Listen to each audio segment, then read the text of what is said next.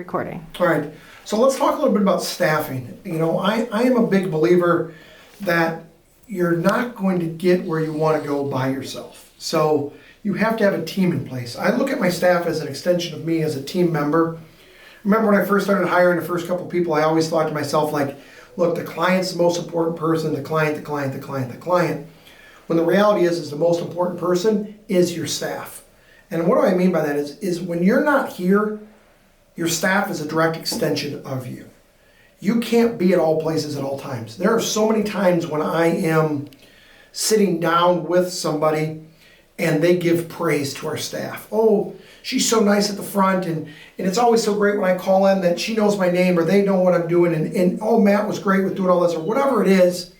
They're able to just make me feel great about the people that we have in place. Now, the importance of not only having a good staff member or team member on, but it's what do you do once you have a staff member? And so you have to continuously build the team atmosphere. You have to continue to hire people. If your trajectory of your business is to grow, your staff has to be continuing to grow. And when you hire somebody, you have to tell them, look, every year, if you're not getting better at your job, we've failed you as an organization. Now, for those of you out there that just say, hey, I'm good with status quo, I'm doing my 10, 15, 20 million, whatever a year that you're doing and you're comfortable, it's okay to find somebody that's going to be complacent because your business is complacent and you're not pushing the dynamic of your office is different. So I'm in growth mode. I am a believer if you're not growing, you're dying. So if we're growing, I can't have somebody in my office that's looking for status quo, that they're punching a clock from 9 to 5 and that's it. So yes, you're going to want somebody that's hungry to grow, but they want to get better professionally and personally. So staff, you want to make sure that you're hiring the right people at the beginning.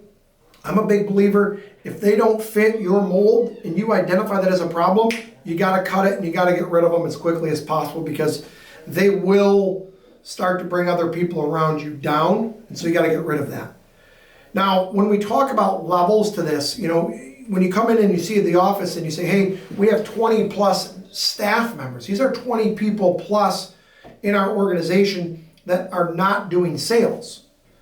Don't think to yourself, oh gosh, I don't have that many people. I don't want that many people. That's fine. My business is different. I want a trajectory to continue to grow. I think 20 staff member is light from where we're going to go. But what I mean by this is in the portal here, you will see each and every production level of how many people you should have. I didn't wake up one day and walk into the office that I'm in or have this many people that show up and collect a paycheck every 2 weeks. It was built. Nothing was given. I didn't walk in, I didn't buy a book of business. I started by myself. I hired my first person part-time.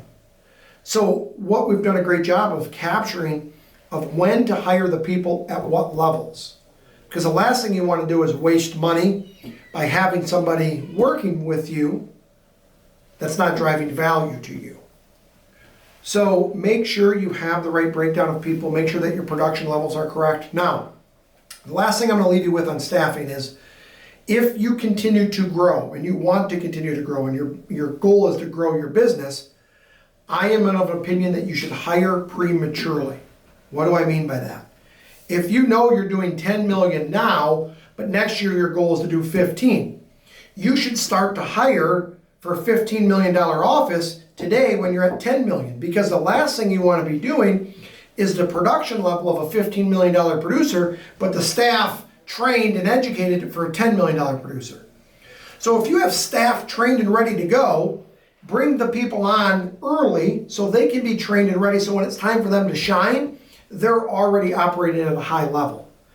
In our business, it's a unique business. It will take people, a few months to get acclimated to what they need to be doing under your process and what you're doing. So the beautiful thing about this portal is you as the advisor, you do not have to train the people. We've done a great job of breaking down what each person's role is, what they should be doing, when they should be doing. So make sure you check out the part of the portal where it breaks down staffing, their job requirements.